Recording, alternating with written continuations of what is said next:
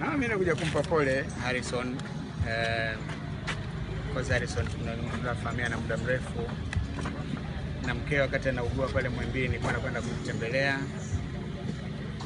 Juzi nilipokuwa kijijini ndio nikapata zile taarifa za kwamba mama yetu ametoka. Basi nimerejea jana usiku, nimeona leo nije nipite nimpe pole tu. Nimtakie msiba wetu sote. Tunaelewa majonzi yake, tunaelewa uchungu aliokuwa nao yeye na familia, lakini kifo kimeumbwa na Mwenyezi Mungu.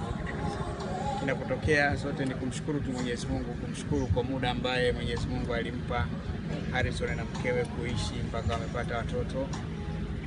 Na sasa mwenzake ametangulia, sisi wote tujiungane naye na Harrison kwanza kumwombea mama yetu, Mwenyezi Mungu amjalie kumlaza mahali pema peponi, lakini na yeye Harrison na familia yake wapate tu moyo wa subira na uvumilivu katika kipindi hiki.